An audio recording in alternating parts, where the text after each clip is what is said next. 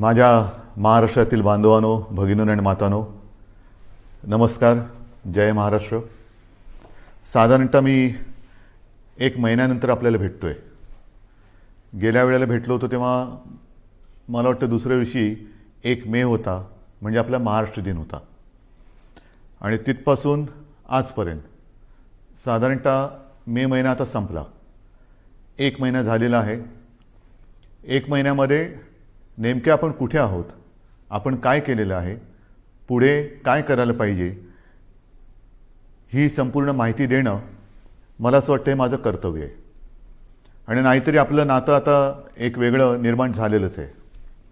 पहिल्या प्रथम मी आपल्याला सर्वांना खरोखर मनापासून धन्यवाद देतो आहे.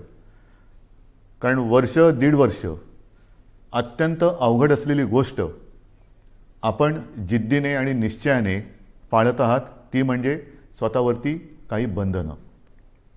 आणि त्या बंधनाचा परिणाम आपल्याला अनुभवायला येतो आहे. पुढे काही बोलण्याच्या आधी नक्कीच एक 8-10 दिवसापूर्वी जे एक वादळ, आता ही वादळाची नावं कोण ठेवतं, कसं ठेवतं, काही वेळेला त्याचे उच्चार कसे करायचे, हा सुद्धा एक मोठा प्रश्न असतो. पण ते वादळ हे आपल्या किनारपट्टीला स्पर्श करून गेलं. असं म्हटलं जातं की गेल्या काही दशकातलं सगळ्यात भीषण असं ते चक्रीवादळ होतं. आपण त्या मानाने सुदैवी ठरलो की आपल्याला ते स्पर्शून गेलं.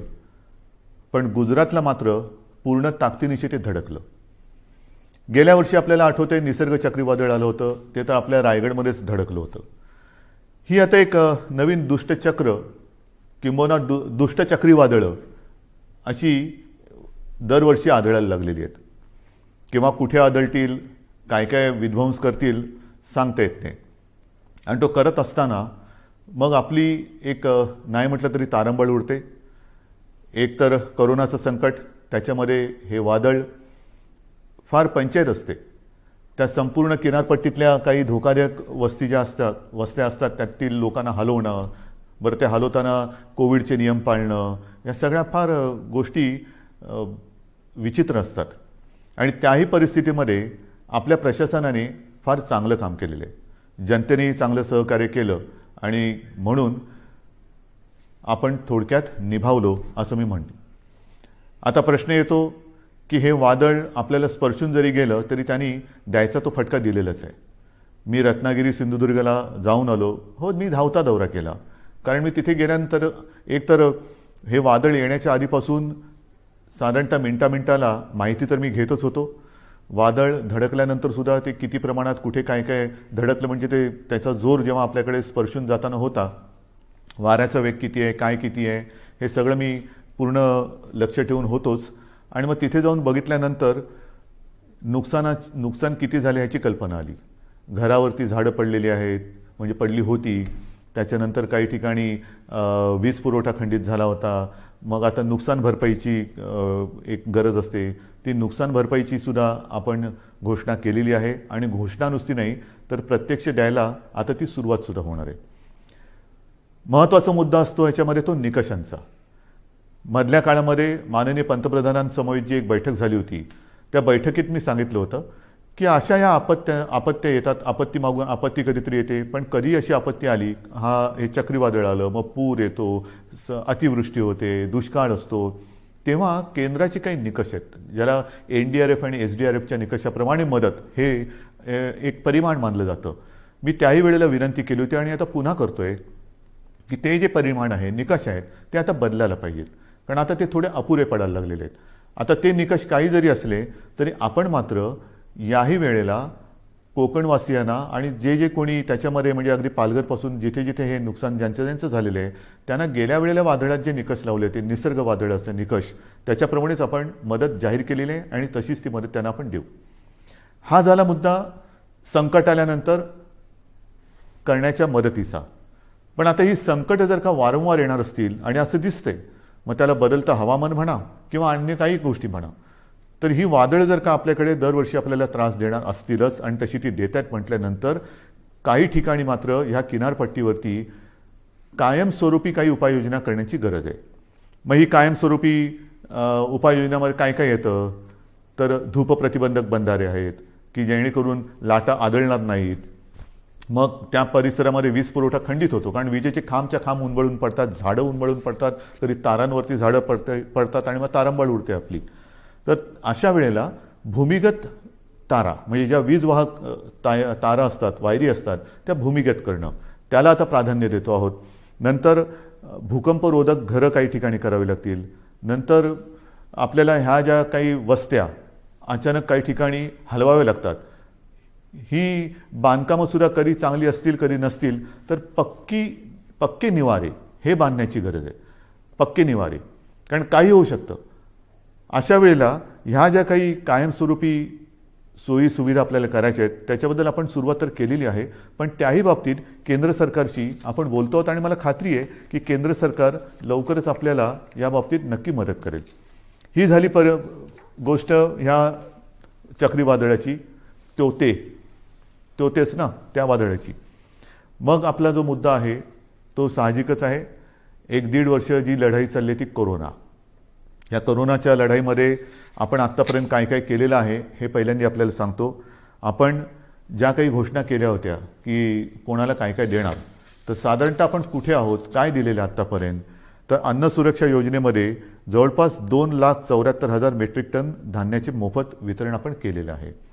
शिवभोजन थाळीमध्ये सुद्धा 54-55 लाख थाळ्या यांचं मोफत वितरण आत्तापर्यंत आपण केलेलं आहे. संजय गांधी निराधार, श्रावणबाळ, वृद्धापकाळ वेतन, विधवा निवृत्ती वेतन, दिव्यांग निवृत्ती यामध्ये जवळपास 850 कोटी कोटी रुपये लाभार्थ्यांच्या बँक खात्यामध्ये थेट जमा झालेले आहेत. 850 कोटी रुपये लाभार्थ्यांच्या खात्यात जमा झालेले आहेत. त्याच्यानंतर नोंदणीकृत बांधकाम कामगारांसाठी साधारणतः हे कामगार 10 लाखाच्या आसपास आहेत. त्यांना आपण 154 कोटी 95 लाख रुपयांचा निधी थेट त्यांच्या बँक खात्यात आपण जमा केलेला आहे. घरेलू कामगारांसाठी सुद्धा 34,42,000 रुपयांचा निधी हा जमा झालेला आहे त्यांच्या खात्यात. फेरीवाल्यांसाठी सुद्धा जवळपास ते अजून चालू आहे, ह्या सगळ्या गोष्टी अजून चालू आहेत. हे आत्तापर्यंत काय केले हे मी तुम्हाला सांगतोय. फेरीवाल्यांसाठी साधारणतः 52 कोटी रुपयांचा निधी आत्तापर्यंत आपण दिलेला आहे. आदिवासींसुद्धा आपण आत्तापर्यंत साधारणतः काही लाख रुपयांचा निधी त्यांच्या खात्यामध्ये जमा केलेला आहे, अजून तो चालू आहे. जिल्हाधिकारी यांना मी सुरुवातीला सांगितलं होतं की या काळामध्ये आपण 3300 म्हणजे 3,300 कोटी रुपयांचा निधी ह्या कोविड काळासाठी आपण त्यांच्यासाठी मंजूर केला होता, पण प्रत्यक्षात मात्र आत्तापर्यंत 3,865 कोटींचा निधी त्यांना आपण उपलब्ध करून दिलेला आहे. तर ह्या सगळ्या गोष्टी आपण ह्या संकटामध्ये सुद्धा न डगमगता पुढे करत चाललेलो आहोत की जेणेकरून आपलं राज्य, आपला महाराष्ट्र हा सुरक्षित राहायला पाहिजे आणि त्याचबरोबरीने त्याची आबाळसुद्धा होता कामा नये, गोरगरिबांची आबाळ होता कामा नये. याचं कारण आपल्याला सर्वांना माहिती आहे की निर्बंध लादल्यानंतर ते लादावे लागतात. फार त्याच्यासारखं वाईट काम असेल कोणतं असं मला वाटत नाही की लोकांवरती, जनतेवरती, आपल्या स्वतःच्या जनतेवरती निर्बंध लादणं. जी जनता आपल्यावरती प्रेम करते आहे, जी जनता आपल्याला आपलं मानते आहे, आपल्या घरातील एक मानते आहे, त्यांच्यावरती बंधनं लादणं यासारखं दुसरं कोणतेही कटू काम कोणाला करावं लागत असेल असं मला वाटत नाही. पण ते मला नाईलाजाने करावं लागते. आपल्या राज्याच्या आणि आपल्या सगळ्यांच्या जीवाच्या काळजीने आणि काळजीपोटी करावं लागते. बरं, तर ही त्याची तुम्हाला माहिती दिल्यानंतर साधारणतः आता काही जण असं म्हणत आहेत की आता लाट आहे ती खाली यायला लागलेली आहे, मग आता काय करणार, ही निर्बंध उठवणार का? तर याचीसुद्धा मला एक तुम्हाला माहिती देण्याची आवश्यकता वाटते की नेमकं आपण कुठे आहोत. एक गोष्ट नक्की की गेल्या वेळेला मी आपल्याशी बोललो होतो त्याच्यात आणि आत्तामध्ये खूप फरक पडलेला आहे, नक्कीच पडलेला आहे. म्हणजे जर आपण पाहिलं तर आत्ता साधारणतः आजची म्हणजे 30 मे आजची जी परिस्थिती आहे त्याच्यात आपल्याकडे आज 18,000च्या आसपास रुग्णसंख्या आहे सापडलेली. मात्र अजूनही जी रुग्णसंख्या आहे ती एक 2-5 दिवसापूर्वीचा जर का आकडा पाहिला तर गेल्या लाटेमध्ये जी एक सर्वोच्च, ज्याला आपण पीक म्हणतो, ती जी संख्या होती तिच्या बरोबरीत आहे. आता थोडीशी कमी होते आणि आपल्याला कल्पना आहे की त्यावेळेला जे शिखर आपण गाठलं होतं ते सणासुदीच्या नंतर गाठलं होतं. ह्यावेळेचं शिखर हे सणासुदीच्या आधी आलेलं आहे. म्हणजे सर्वोच्च म्हणजे जो उच्चांक आहे त्याचीसुद्धा तुम्हाला एक तुलनात्मक मी हे सांगणारच आहे. परंतु आत्ता जर बघितलं तर साधारणतः 17 ते 19 सप्टेंबर 2020च्या सुमारास आपल्या राज्यामध्ये 24,886 रुग्ण होते त्या एका दिवसात सापडणारे. आता 26 मेची जर का आकडेवारी पाहिली तर त्या 26 मेला म्हणजे 4 दिवसापूर्वी साधारणतः 24,752 एवढे रुग्ण आपल्याला आत्ता 4 दिवसापूर्वी आढळलेले आहेत. हे 4 दिवसापूर्वीची गोष्ट आहे. आज साधारणतः ती 18,000पर्यंत आलेली आहे. अजून आता नवीन व्यवस्थित आकडे येतील. म्हणजेच काय की अजूनही आपण म्हणावं तेवढं खाली आलेलो नाही. गेल्या वेळेला जे एक सर्वोच्च जे पीक ज्याला म्हणतो आपण जे गाठलं होतं आणि ते खालून वरती आलं होतं, यावेळेला ही जी संख्या आहे ती वरून खाली आलेली आहे. म्हणजे तीही आकडेवारी माझ्याकडे असणार, मी तुम्हाला देतो ती पण आकडेवारी. एक गोष्ट दिलासादायक नक्कीच आहे. बरं, त्याच्या आधी सक्रिय रुग्णसुद्धा सांगतो. सक्रिय रुग्ण त्या काळामध्ये साधारणतः 3,01,752 होते. 26 मेला आपल्याकडे सक्रिय रुग्ण 3,15,042 आहेत. म्हणजे बरोबरीमध्ये आत्ता आपण आलेलो आहोत गेल्या वेळेच्या उच्चांकावरती. एक मात्र मी जे सांगतो तुम्हाला दिलासादायक गोष्ट ती नक्कीच आहे की रुग्ण बरं होण्याचं जे प्रमाण आहे ते त्यावेळेला 78% होतं, यावेळेला या दिवसांमध्ये 92% आहे. म्हणजे ही नक्कीच दिलासा देणारी ही गोष्ट आहे. मृत्यूदरसुद्धा गेल्या वेळेला साधारणतः 2.65% होता, यावेळेला 1.62%. म्हणजे ही एक थोडीशी चांगली वाईट जी काय गोष्ट आहे ती तुम्हाला मी आपल्या समोर मांडलेली आहे.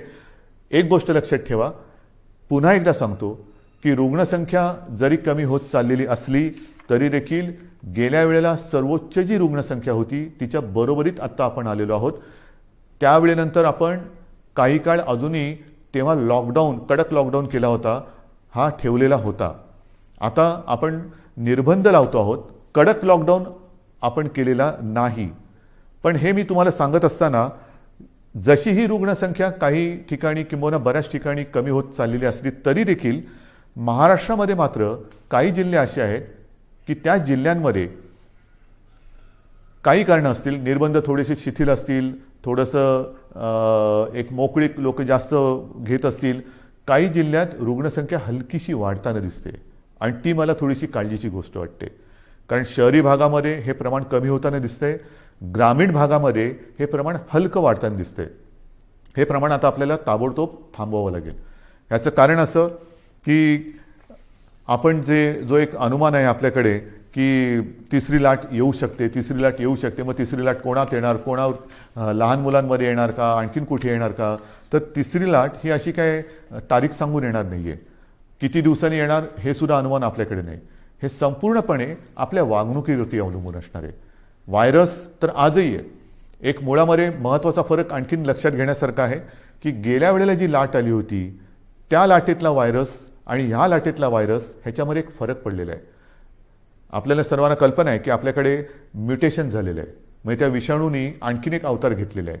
आणि आता हा नवीन अवतारधारी विषाणू जो आहे त्यांनी अन्य काही देशांसमोर प्रश्नचिन्ह उभं केलेलं आहे की हिंदुस्थानातून आलेली लोक हे व्हायरस तर घेऊन येत नाहीत ना.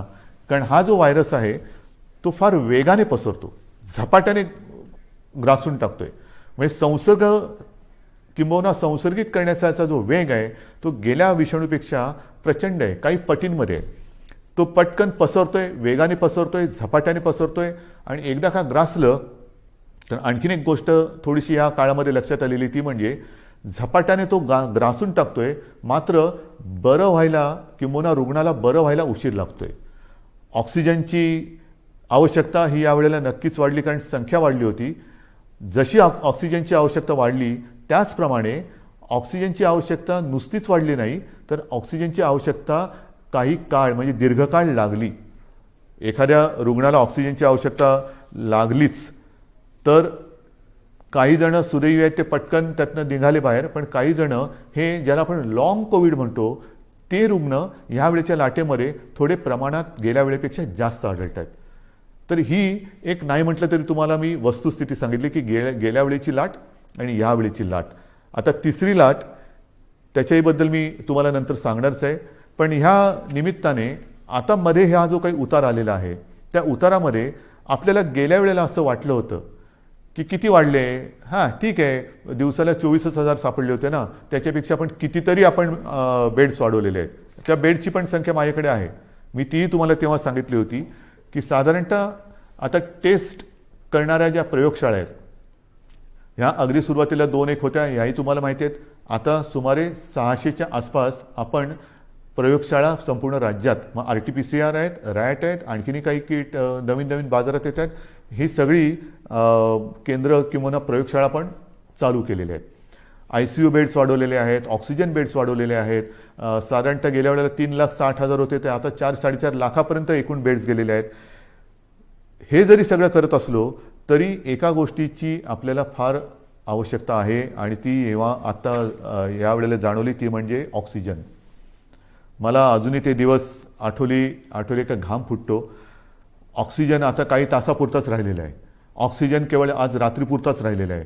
अशी जेव्हा फोन हॉस्पिटलमधनं किंवा जिल्ह्यातनं येत होते तेव्हा संपूर्ण आपल्या प्रशासकीय यंत्रणेचे धाबे दणाणत होते. करायचं काय हा मोठा प्रश्न होता. ह्याचं कारण तुम्हाला सर्वांना मी मागेही सांगितलेलं आहे की आपल्या राज्यात ऑक्सिजन निर्मितीची क्षमता ही साधारणतः 1200 मेट्रिक टन आहे. 1200 ते 1250. आता आणखीन त्याच्यामध्ये काही जणांनी जसं काही साखर कारखान्याने ऑक्सिजन निर्मिती सुरू केलेली आहे, काही हॉस्पिटलमध्ये PSA प्लांट लागलेले आहेत. असे सगळे मिळून एक 1250 होतं तर 1300 गेलेलो असू. पण प्रत्यक्ष आपल्याला यावेळेला ऑक्सिजनची आवश्यकता लागली ती 1700 मेट्रिक टन दर दिवसाला. मी आपण निर्मिती करत होतो 1200, त्याच्यामध्ये 500 अधिक लागले. बरं, या 1200मध्ये आपण उद्योगाचा ऑक्सिजन, ज्या उद्योगाला ऑक्सिजनची आवश्यकता लागते तो ऑक्सिजन पूर्ण बंद करून संपूर्ण ऑक्सिजन आरोग्यासाठी आणि या रुग्णांसाठी वापरला. तोही कमी पडला आणि मग मात्र जी काय आपली तारंबळ उडाली होती की जामनगरमधनं मागो, भिलईतून मागो, रूरकेलामधून मागो, म्हणजे काही शेकडो ते काही हजारो किलोमीटर अंतरावरून आपल्याला ऑक्सिजन आणावा लागत होता. आजही तो आपण आणतो आहोत तसं पाहिलं तर. आणि आपल्याला कल्पना आहे, आपण बातम्यात पाहिलं असणार की इथून रिकामे टँकर्स हे केंद्राच्या मदतीने एअरलिफ्ट करून ते जे ऑक्सिजन प्लांट बाहेरच्या राज्यात आहेत तिथे नेत होतो आणि ते भरल्यानंतर मात्र आपल्याला ते रस्त्याने किंवा ट्रेनने आणावे लागत होते. ही संपूर्ण जी काय यातायात होती हे कशी आपण निभावून नेली ती त्या सगळ्या प्रशासकीय यंत्रणेचं एक कौतुक करावं लागेल. ऑक्सिजन ऑडिट करून ऑक्सिजनची गळती म्हणजे अतिरिक्त ऑक्सिजन जिकडे वापरला जात होता त्याच्यावरती निर्बंध आणले. हे सगळं फार तारेवरची कसरत होती. आणि मग माझ्या मनामध्ये आहे ते हेच आहे की जर का आत्ताचा जो अवतार बदललेला विषाणू आहे तो अजूनही पूर्ण त्याला आपण काबूत आणलेलं नाही. गेल्या वेळेच्या उच्चांकाच्या बरोबरीने आज आपली रुग्णसंख्या आहे. यावेळेला तो जर का सुटला आणि काही पटीत आलेली लाट होती, म्हणजे यावेळेला साधारणतः तुम्हाला कल्पना आहे 66-67 हजार रुग्ण हे दर दिवशी आढळत होते. म्हणजे गेल्या वेळेला 24,000 होते, यावेळेला 66-67 हजार दर दिवशी रुग्ण आपल्याला आढळत होते, पॉझिटिव्ह रुग्ण आपल्याला सापडत होते. हा आता विषाणू जर का सुटला आणि पुन्हा तशा ह्याच्यात तिसरी लाट आली तर बाकी सगळं बेड्स वगैरे आपण वाढू, डॉक्टरची कमतरता ही तशीच असणार आहे. ऑक्सिजनची कमतरता पडली तर मग मात्र आपल्याला फार कठीण जाणार आहे. त्याच्यामुळे ह्या काही गोष्टी ह्या आपल्याला लक्षात घेऊन पुढची पावलं ही खूप सावधतेने टाकावी लागणार आहे. बरं, हे कमी पडते की काय म्हणून ते आता नवीन आलेलं आहे म्युकॉरमायकोसिस, काळी फंगस. ही काळी जादू माहिती होती, काळी विद्या माहिती होती, आता काळी फंगस आलेली आहे. म्हणजे बुरशीसुद्धा, काळी बुरशी, म्युकॉरमायकोसिस. आता हा सुद्धा जो प्रकार आहे त्याच्यावरती सुद्धा आज साधारणतः आपल्या राज्यात 3-1 हजार रुग्ण त्याचे आहेत. ही काही साथ नाही आहे, पण त्याची कारणं ही सुद्धा आपल्या लक्षात आलेली आहे. आपल्या टास्क फोर्समध्ये त्यातले सुद्धा तज्ज्ञ डॉक्टर, मी गेल्या वेळेला सांगितलं आपल्या ठाण्याचे आशिष भूमकर, डॉक्टर आशिष भूमकर, त्यांचा समावेश केलेला आहे. असे त्या विषयातले तज्ज्ञ डॉक्टर आपण वेळोवेळी ह्या टास्क फोर्समध्ये घेतो आहोत, त्यांचं मार्गदर्शन घेतो आहोत आणि उपाययोजना, उपचार पद्धती कशी असायला पाहिजे, कशामुळे म्युकॉरमायकोसिस होतो. तर एक जे कारण त्यांनी सांगितलं ते म्हणजे साधारणतः या कोविडच्या काळात, म्हणजे ज्याला कोविड होतो, करोना होतो, त्या रुग्णामध्ये साखरेचं प्रमाण वाढतं. हा करोनाचा एक कदाचित साईड इफेक्ट असेल.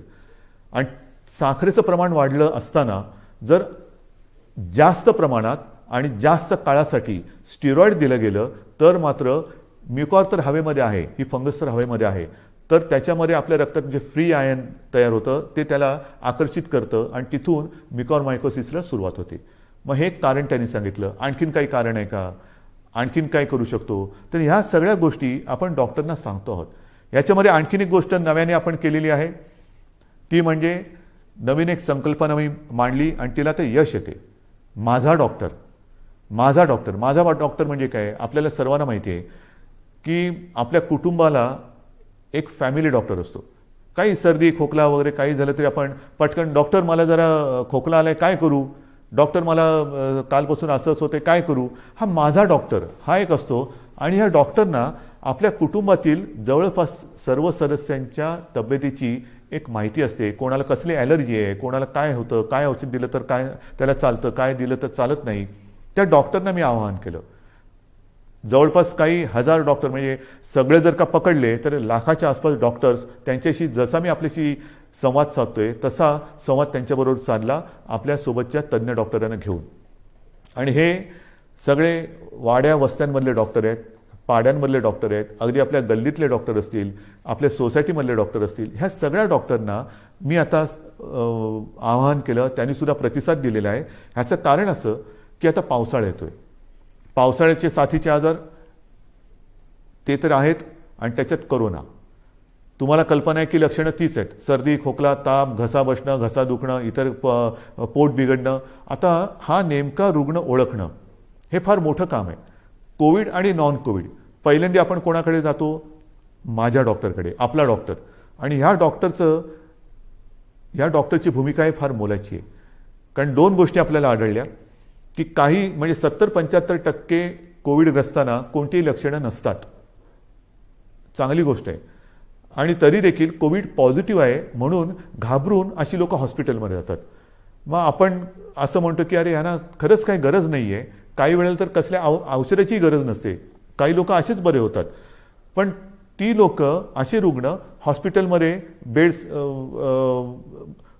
घेऊन बसतात आणि ज्यांना गरज असते त्यांना बेड्स मिळत नाहीत. मग आपण त्यांना विनंती करतो की ताई, दादा, कोणी असतील, काका, तुम्हाला हॉस्पिटलमध्ये राहण्याची गरज नाही हो. तुम्ही घरच्या घरी जर शक्य असेल तर विलगीकरणात राहा की जेणेकरून तुमच्या कुटुंबियांना कोरोनाचा त्रास होणार नाही. पण जर का नसेल तर मग आपलं सरकारी जी काही क्वारंटाईनची सोय केलेली आहे त्याच्यामध्ये राहा.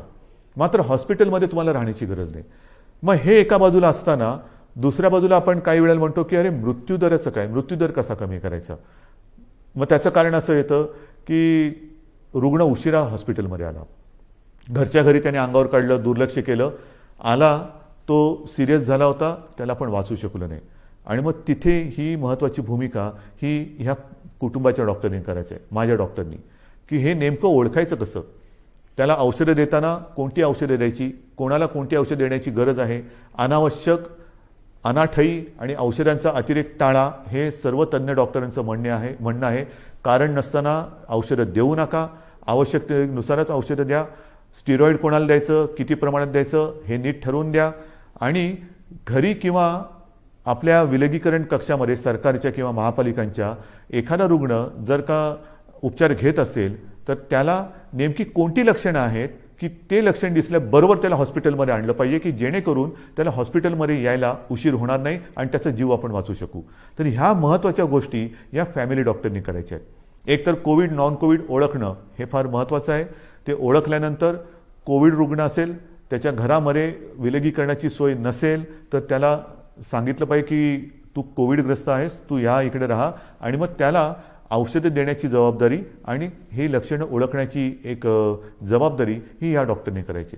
आणि मला खात्री आहे की ज्या पद्धतीने या सर्व डॉक्टरांनी प्रतिसाद दिलेला आहे तो प्रतिसाद पाहिल्यानंतर कोविडचं युद्ध आपण नक्कीच जिंकू शकतो.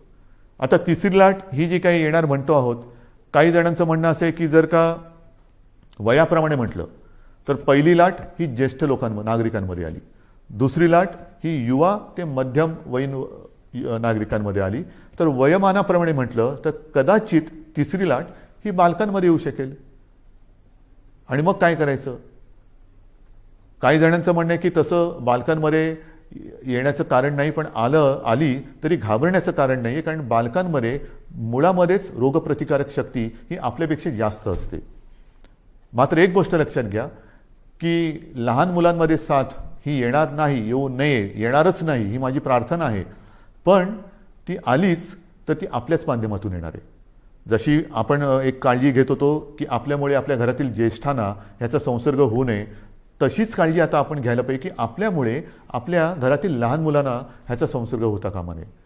तर ही जर का काळजी आपण घेतली तर मला असं वाटतं आपण आपल्या बालकांना आणि आपल्या घराला सुरक्षित ठेवू शकतो. पण तरी देखील ही शक्यता लक्षात घेऊन महाराष्ट्रातल्या तज्ज्ञ बालरोग तज्ज्ञांचा सुद्धा मी टास्क फोर्स म्हणजे कृती दल तयार केलेलं आहे. डॉक्टर सुहास प्रभू हे त्यांच्या अध्यक्षतेखाली ही मी कृती समिती किंवा कृती दल तयार केलेलं आहे. त्यांच्याबरोबर सुद्धा माझ्या चर्चा सुरू आहेत. महाराष्ट्रातील सगळ्या बालरोग तज्ज्ञांची सुद्धा एक बैठक घेऊन झालेली आहे. त्यात सुद्धा काही हजार बालरोगतज्ञ हे सामील झालेले आहेत. संपूर्ण सज्जता ही प्रत्येक जिल्ह्यात आपण करतो आहोत.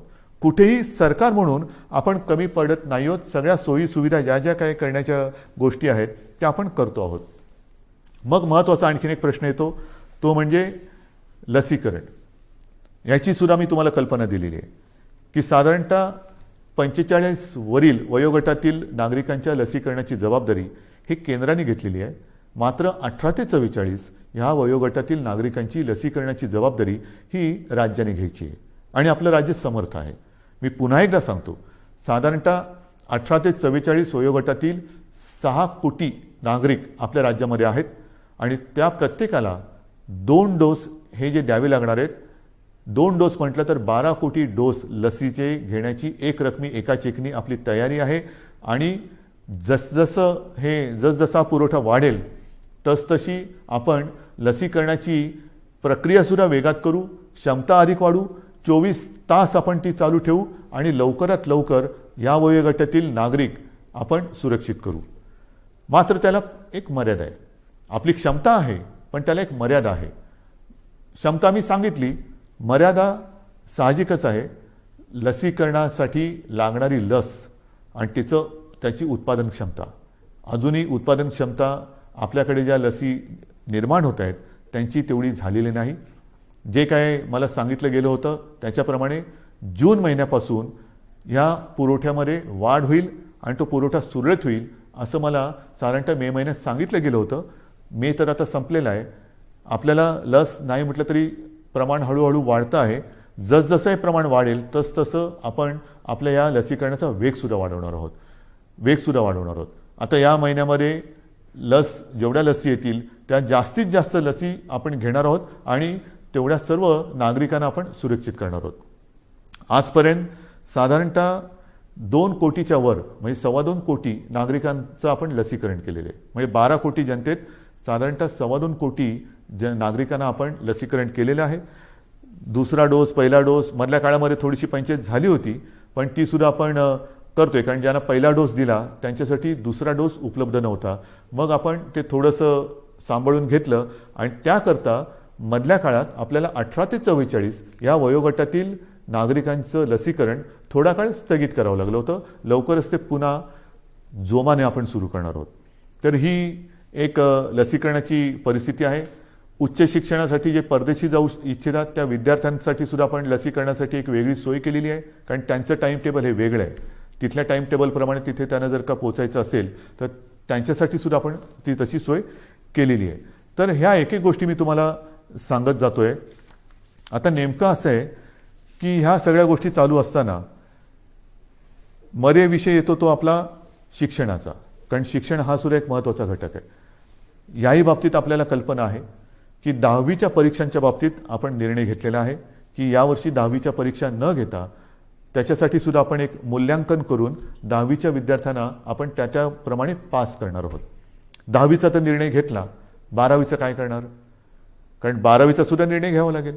तर 12वीच्या बाबतीत सुद्धा आपण एक आढावा घेतो आहोत. त्याच्या बाबतीत सुद्धा एक पद्धत काय ठरवता येईल ती सुद्धा आपण ठरवून लवकरात लवकर हाही निर्णय आपण घेणार आहोत. पण मला एक गोष्ट अशी वाटते की जशी 12वीची परीक्षा आहे की ज्या 12वीच्या परीक्षेवरती पुढचं शिक्षण अवलंबून असतं, मग नीटची परीक्षा असेल, इंजिनिअरिंगची असेल, आणखीन कसली असेल, इतर राज्यात जाऊन शिकण्याची वेळ येते. तर त्याकरता थोडं एक केंद्राने सुद्धा धोरण ठरवायला पाहिजे. ही परिस्थिती संपूर्ण देश नव्हे जग ग्रासून टाकणारी ही परिस्थिती आहे.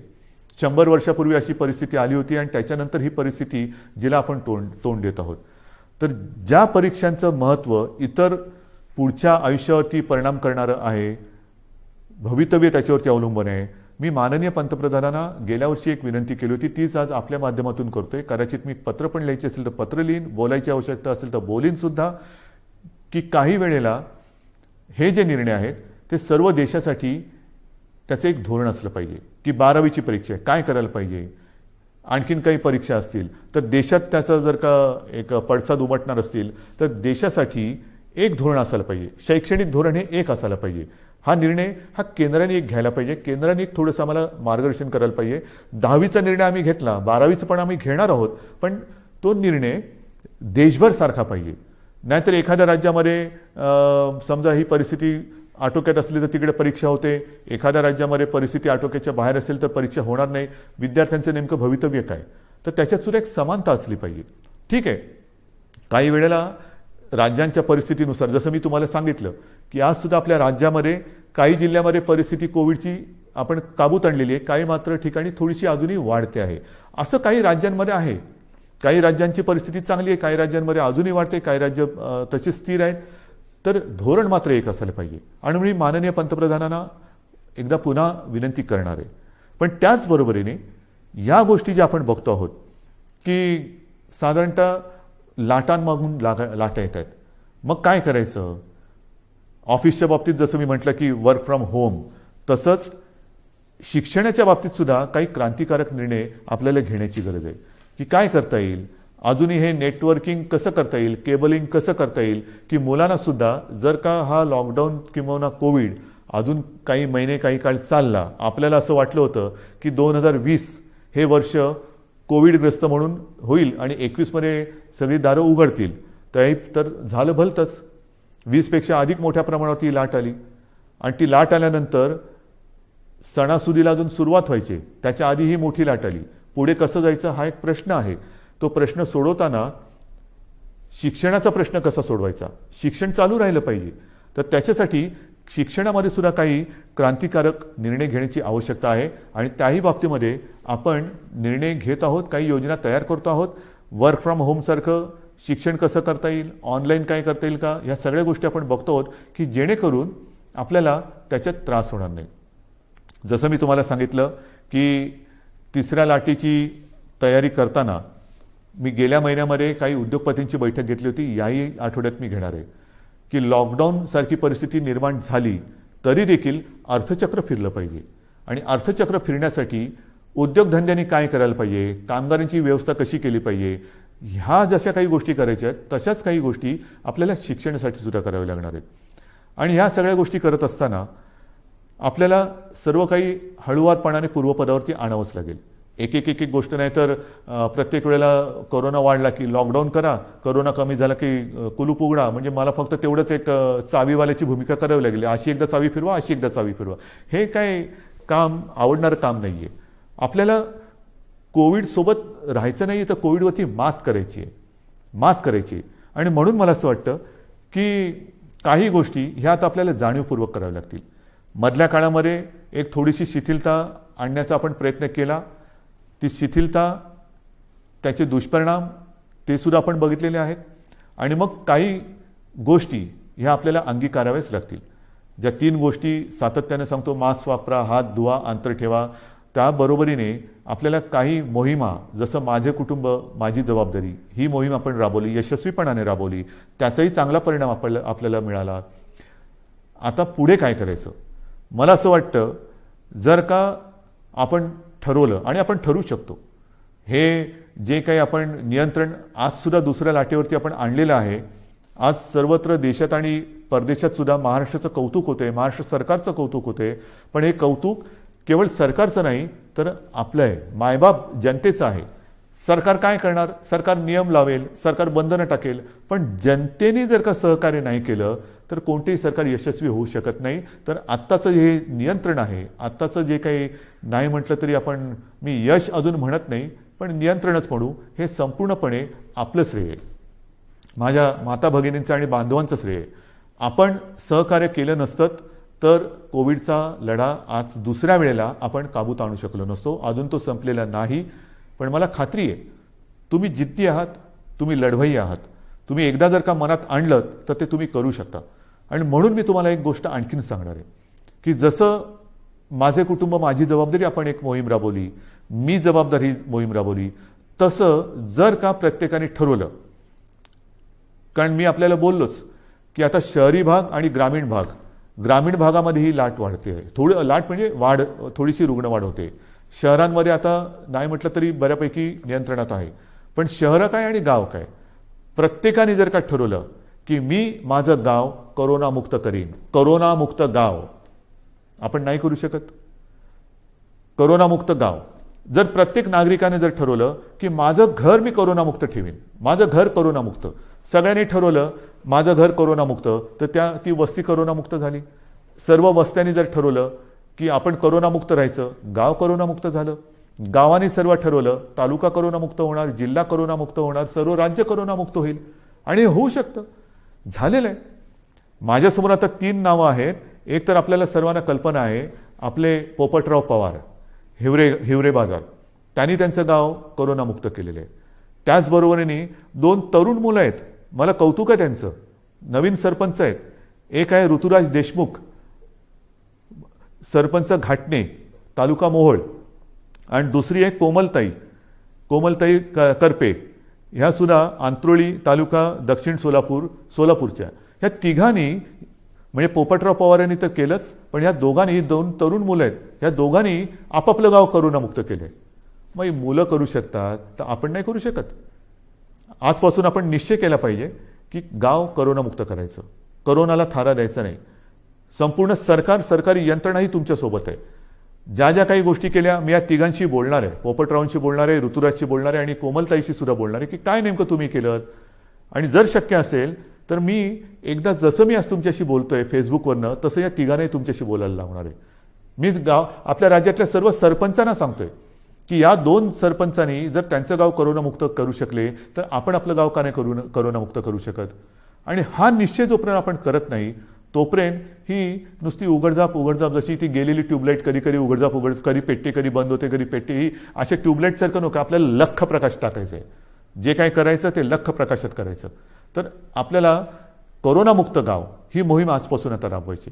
माझं घर कोरोनामुक्त पाहिजे, माझी वस्ती कोरोनामुक्त पाहिजे, माझं गाव कोरोनामुक्त पाहिजे, जिल्हा कोरोनामुक्त पाहिजे, आणि सर्व जिल्हे कोरोनामुक्त झालं तर माझा महाराष्ट्र कोरोनामुक्त होणार आहे. आणि मग महाराष्ट्राचं उदाहरण इतर राज्यांनी घेतलं तर देश कोरोनामुक्त होणार आहे. सुरुवात कोणीतरी करायला पाहिजे, ती सुरुवात महाराष्ट्राने करायला पाहिजे. कारण दरवेळेला आपण म्हणतो की महाराष्ट्र हा देशाला दिशा दाखवतो. ही दिशा आता दाखवण्याची वेळ आलेली आहे. गाव आपल्याला कोरोनामुक्त हे करावंच लागेल. आणि हे मला खात्री आहे की आपण केल्याशिवाय राहणार नाही. आज मी आपल्याशी बोलताना पावसाळा तोंडावर आहे, कृषीचा हंगाम सुरू होतोय. हंगाम सुरू होतं म्हटल्यानंतर मला तमाम शेतकरी दादांना सांगायचं आहे की गेल्याही वर्षी महाराष्ट्राच्या अर्थव्यवस्थेला तुम्ही मोठा हातभार लावलेला आहात. शेती आणि शेतीविषयक सगळे व्यवहार हे आपण थांबू दिले नव्हते, याही वेळेला थांबू देणार नाही आहोत. मग तुमचे बियाण्यांची दुकानं असतील, खतापाण्याची दुकानं असतील, इतर अवजारांची दुकानं असतील, तीसुद्धा आपण इतर काही दुकानं आपल्याला बंद ठेवावी लागली तरी ही दुकानं आपण बंद ठेवणार नाही आहोत. मात्र त्याला थोडंसं एक वेळेचं बंधन ठेवावं लागणार आहे. पण हे करताना कृपा करून गर्दी होऊ देऊ नका. एकतर स्वतः तोंडाला मास्क लावा. ह्या हंगामामध्ये मग नांगरणी असेल, पेरणी असेल, अमुक असेल, तमुक असेल, मग उद्या कापणी होईल, अमुक होईल, मग शेतमजूर इकडे तिकडे यायला जायला लागतील. पण ही सगळी जी वर्दळ आहे ती वर्दळ करताना कोरोनाविषयक ज्या काही नियमावली आहेत त्या कृपा करून पाळा. कारण आपण केवळ राज्याचेच नव्हे तर देशाचे अन्नदाते आहेत. आणि अन्नदात्याचं जर का आरोग्य बिघडलं तर देशाचं आरोग्य बिघडलं. आपण अन्नदाते आहात, आपण सुरक्षित राहा. आपल्याला संपूर्ण सहकार्य सरकार करतं आहे, सरकार करेल. आपल्या कृषीविषयक ज्या काही गोष्टी असतील त्याच्यावरती कोणतीही बंधनं आपण टाकत नाही आहोत. ते सगळे व्यवहार, सगळ्या गोष्टी ह्या व्यवस्थित चालू राहतील. फक्त एकच अट आहे, कृपा करून ही बंधनं पाळा आणि गर्दी होऊ देऊ नका. शेवटी मी एकच सांगेन की ही दुसरी लाट ही अपेक्षेपेक्षा फार मोठी होती. या दुसऱ्या लाटेमध्ये अनेक जणांनी आपले आप्तस्वकीय गमावलेले आहेत, कुटुंबीय गमावलेले आहेत, अगदी मित्र परिवारातले काही मित्र गमावलेले आहेत. यामध्ये काही बालकं ही अनाथ झालेली आहेत, काही पालकांनी आपली बालकं गमावलेली आहेत. फार विचित्र आहे, ही साथ फार विचित्र आहे. आणि ही साथ एवढी वाईट आहे की हा म्हणता ओळखी पाळखीची माणसं ही आपल्याला सोडून गेलेली आहेत. यापुढे मात्र असं होऊ देता कामा नये. जी बालकं दुर्दैवाने अनाथ झालेली आहेत त्या बालकांसाठी केंद्र सरकारने एक योजना जाहीर केलेली आहेच, पण तरी देखील आपलं राज्य सरकारसुद्धा एक योजना करते. कोणत्याही परिस्थितीत दुर्दैवाने ह्या बालकांचे पालक जरी त्यांनी गमावलेले असतील तरी त्यांचं पालकत्व हे सरकार घेईल. त्यांची आयुष्यातील वाटचाल ही मात्र आम्ही पोरकी होऊ देणार नाही, अनाथ होऊ देणार नाही. ह्या अनाथ बालकांना जिथे जिथे शक्य असेल तिथे तिथे सर्व पावलोपावली पदोपदी सरकार समर्थपणाने त्यांना साथ देईल. शिक्षण असेल, इतर काही असेल, राहण्याची गोष्ट असेल, काही असेल, ही योजना आम्ही आता तयार करतो आहोत आणि ती योजनासुद्धा आपण लवकरच जाहीर करून त्याची अंमलबजावणी करू. बांधवांनो, भगिनींनो आणि मातांनो, दुसऱ्या लाटेवरती आपण नियंत्रण आणतो आहोत.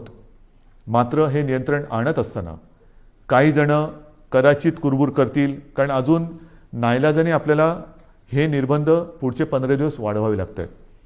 हे वाढवल्यानंतर म्हणजे 15 जूनपर्यंत हे वाढवावे लागतच आहेत. नुसते निर्बंध वाढवत नाही आहोत, तर आता आपण जिल्ह्यानुसार आढावा घेऊन काही जिल्ह्यात हे निर्बंध कदाचित कडक करावे लागतील, काही जिल्ह्यात कदाचित हे निर्बंध थोडेफार आपण शिथिल करू शकू. पण या शिथिलतेचा अर्थ सर्व काही संकट गेले असं समजू नका.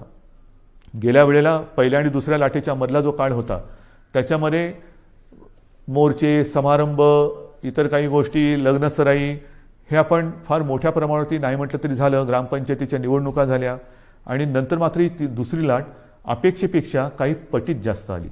आता हळूहळू काही लोक तयार सुरू होतील की हे उघडा ते उघडा, अमुक नाही केलं तर आम्ही रस्त्यावरती उतरू, मग आम्ही करोना काय बघणार नाही, हे उघडलं नाही तर आम्ही तसं करू. त्यांना मी सांगतोय, कृपा करून तुम्ही ह्या गोष्टी अशा करू नका. मला पूर्णपणे माहिती आहे की हे संकट फार विचित्र आहे, पण नुसतं हे संकट आता कमी झाले म्हणून घाईगर्दीने रस्त्यावरती उतरू नका. कारण जर का रस्त्यावरती उतरणार असाल तर मी म्हणेन कोरोना योद्धे म्हणून उतरा, कोरोना दूत म्हणून उतरू नका. जरा सरकारला तुम्ही जर का असं सांगणार असाल की अमुक नाही केलं तर आम्ही रस्त्यावरती उतरू, तर मला नम्रपणाने सांगायचं आहे की कोरोनाची साथ हा सरकारी कार्यक्रम नाही, ही सरकारी योजना नाही. कोरोनाची साथ ही सरकारी योजना नाही की जिच्या विरोधासाठी तुम्ही रस्त्यावरती उतरावं. तर तो जर का आपला गैरसमज असेल तर तो कृपा करून आपल्या मनातून काढून टाका. तो जर का आपला संभ्रम असेल तर मनातून काढून टाका. दुर्दैवाने आपल्या आजूबाजूला बघा, ज्या घरामध्ये काही बालकं अनाथ झालेत, काही पालकांची मुलं गेलेली आहेत, हे निर्बंध तर आपण उठवणार आहोतच, पण निर्बंध उठवल्यानंतर सुद्धा घरातील कर्ता गमावलेला आहे त्या कुटुंबाकडे सुद्धा आपल्याला लक्ष द्यावं लागणार आहे. तर हे रस्त्यावरती उतरणं म्हणजेच तिसऱ्या लाटेला आमंत्रण देणं आहे. तर त्या तिसऱ्या लाटेचे आमंत्रक आपण होऊ नका, तिसऱ्या लाटेचे निमंत्रक आपण होऊ नका. कारण माझ्यासमोर संपूर्ण महाराष्ट्रातल्या जनतेच्या जीवनाचा प्रश्न आहे, आयुष्याचा प्रश्न आहे. मी पुन्हा एकदा सांगतो, हे निर्बंध लादणं यासारखं कटू काम दुसरं कोणतं असूच शकत नाही, पण मात्र हे आपल्या आरोग्य व्यवस्थेचं प्रमाण बघून आपल्याला या गोष्टी कराव्या लागतात. अजूनही ऑक्सिजनची व्यवस्था आपण वाढवतोय. मिशन ऑक्सिजन हा एक कार्यक्रम घेतला आहे, जरूर घेतला आहे. काही ठिकाणी आपण प्लांट्स लावायला सुरुवात केलेली आहे, पण छोटे, मध्यम आणि मोठे असे प्लांट लावायला साधारणतः 3 महिने ते 18 महिन्यापर्यंत हा कालावधी लागू शकतो आहे. तो लक्षात घेता आपल्याला फार हळुवारपणाने एक एक गोष्टी ह्या उघडत जाव्या लागणार आहेत. आणि म्हणून आजपर्यंत आपण जसं सहकार्य केलं तसंच सहकार्य साहजिकच आहे. हे आपल्यासाठी, आपल्या प्रियजनांसाठी, आपल्या मित्रपरिवारासाठी, आप्तसोक्यांसाठी हे मला अपेक्षित आहे. मी अधिक नुसतं निर्बंध लादायचे म्हणून लादणाऱ्यातला नाही, हे पुन्हा एकदा नम्रपणाने सांगतो. मात्र काही वेळेला हा बदललेला विषाणूचा अवतार बघून आपल्याला फार हळुवारपणाने हे निर्बंध उघडावे लागतील. विशेष म्हणजे तिसरी लाट जर का काही तज्ज्ञांच्या मते मुलांमध्ये येणार असेल तर पुन्हा हा काळ शाळा सुरू होण्याचा आहे. हाही एक विचार आपल्याला करावा लागणार आहे. या सगळ्या गोष्टीचा विचार करून तिसऱ्या लाटेचा प्रभाव किंबहुना तिसरी लाट येऊच नये त्याच्यासाठी प्रयत्न करणं गरजेचं आहे. आणि मला खात्री आहे, मी पुन्हा एकदा सांगतो की करोनामुक्त गाव ही योजना जर का आपण सफल केली तर तिसरी लाट आपण येऊच देणार नाही. कारण 2 वेळा आपण हे करून दाखवलेलं आहे. पहिली लाटसुद्धा आपण नियंत्रणात आणून दाखवली, दुसरी लाटसुद्धा आपणच नियंत्रणात आणून दाखवली. आता 2 वेळेचा अनुभव लक्षात आल्यानंतर काय केल्यानंतर काय होतं, त्याच्यामुळे काय करावे आणि काय करू नये हे आपल्याला चांगलं कळलेलं आहे. आणि ते कळल्यानंतर मला खात्री आहे सगळ्यांनी जर का जिद्दीने ठरवलं की माझं घर मी करोनामुक्त करेन, माझं गाव मी करोनामुक्त करेन, माझं जिल्हा करोनामुक्त करेन, माझं राज्य करोनामुक्त करेन, हा जर का निर्धार आपण केला तर तिसरी लाट आपण येऊ देणार नाही आणि ती येऊ देऊ नका अशी एक विनंती करून तूर्त मी आपली रजा घेतो. धन्यवाद. जय हिंद, जय महाराष्ट्र.